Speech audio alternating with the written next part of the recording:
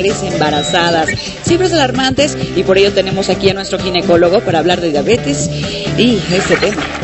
Así es, Carlita, signos alarmantes, pero si estamos bien informados con respecto a esta enfermedad o que se puede padecer durante el embarazo, lo podemos llevar bastante bien, y por eso nos da mucho gusto recibir al doctor Ignacio Reyes, nuestro ginecólogo aquí de casa, para hablar acerca de la diabetes y el embarazo un poquito. Pero antes tenemos por ahí un sondeo, entonces me gustaría que viéramos qué es lo que opina la gente, si conoce un poquito acerca de este tema. Entonces vamos a verlo y ahorita regresamos a platicar. ¿Cuáles son las complicaciones? Pues el hijo que salga con bajo peso, puede salir diabético también el bebé, y pues yo pienso que la diabetes, según la diabetes juvenil, es la más peligrosa, entonces por eso hay que tratarse antes de embarazarse. Pues complicaciones puede también ser del riñón, de la presión arterial, porque todo eso se relaciona con la diabetes. Y al bebé, sí. Bueno, en el bebé no sé exactamente cuál es el proceso, pero le afecta más a la madre. Pues claro, puede tener un hijo macrosómico, puede tener muchas complicaciones metabólicas. Un hijo macrosómico, grande, mucho peso, mucha grasa. No sé mucho de la combinación entre esos dos, no conozco. Que el hijo salga, bueno, que tenga problemas, ¿no? Puede ser que salga con cesárea en vez de un parto normal. Y más de eso, no sé qué complicaciones pueda tener. No. Supongo que cuando te embarazas tienes que comer un poco más por tu bebé. Entonces, yo creo que esa es una de las complicaciones, que no se puede comer tanto, y aparte te dan muchos antojos, dulces, y yo he visto que, bueno, mi mamá cuando estaba embarazada era eso, dulces sobre todo. Entonces, pues no pueden comer eso, y no sé cómo se podría pues implementar algo para que puedan tener como ese sabor. Ignacio, pues platiquemos un poquito acerca de la diabetes y el embarazo. Okay. Porque pues puede ser que ya lo padecíamos, que ya teníamos diabetes antes de embarazarnos, o que surja durante el embarazo.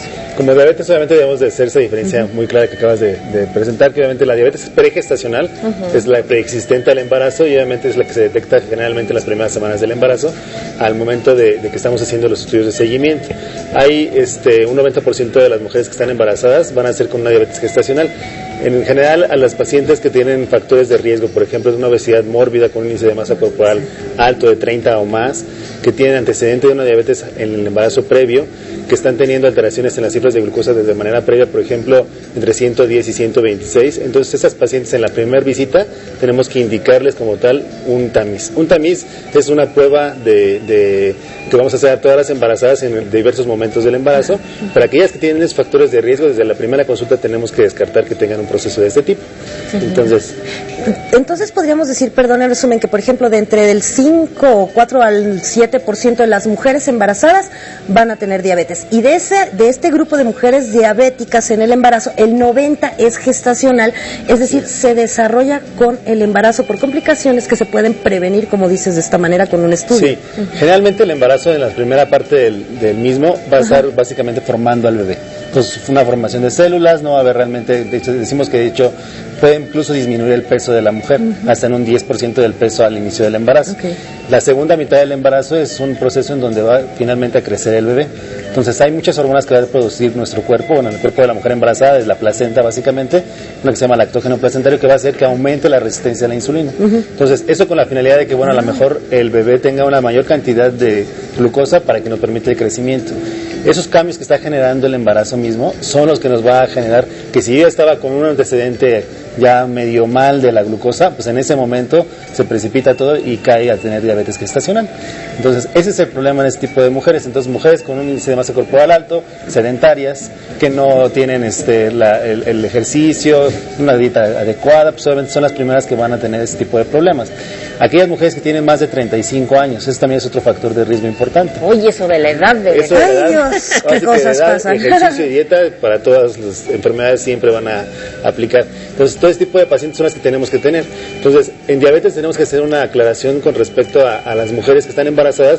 Si se quita la diabetes como tal del embarazo, se va a controlar con dieta y ejercicio, o bien necesitamos utilizar, por ejemplo, insulina. Entonces, si yo ya soy diabético y ya estoy tomando glibenclamida, que es de los más comunes antidiabéticos al momento, solamente tenemos que suspender ese medicamento porque es dañino para el bebé. Entonces, hay que suspender, por ejemplo, los medicamentos orales y hay que pasar a insulina.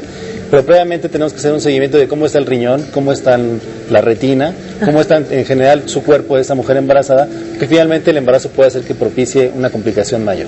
Entonces, si ya tenemos cierto grado de avance de la complicación, en el embarazo puede incrementarse y nos puede dar un problema muy importante. Entonces, las complicaciones a largo plazo del embarazo, pues para el bebé van a ser que tenga un gran peso al nacimiento, más de 4 kilos, probablemente que pueda tener crisis de hipoglicemia, que se le baje el azúcar al momento del nacimiento porque finalmente está bajo niveles muy altos y la insulina del bebé está alta también, por lo mismo. Se le pueden subir la bilirrubina a los niños que se ven todos amarillos, también es este tipo de complicaciones, y algunos electrolitos como por ejemplo el calcio también se puede alterar. Entonces, aparte de la mamá, puede ser realmente que le pueda dar un índice más alto de hipertensión durante el embarazo, preeclampsia, obviamente puede tener complicaciones como el coma, incluso hiperosmolar o cetotóxico, y obviamente el seguimiento debe ser con ultrasonidos, una visita bien controlada, y la mujer misma debe de empezar a tomarse los exámenes de la glucosa. Pues todo eso es muy importante. Claro. ¿A partir de qué mes es cuando más se puede presentar? Cuando más corremos riesgos de que sea? Generalmente hacemos los estudios del tamiz entre la semana 24 a 28 si no tenemos factores de riesgo. Entonces, ahí es donde vamos a tratar de detener a las pacientes que ya están alteradas. Entonces, le damos 50 gramos de azúcar. Entonces, le tomamos la glucosa en sangre al momento que se le va a tomar la toma del azúcar, a la hora y a las 2 horas.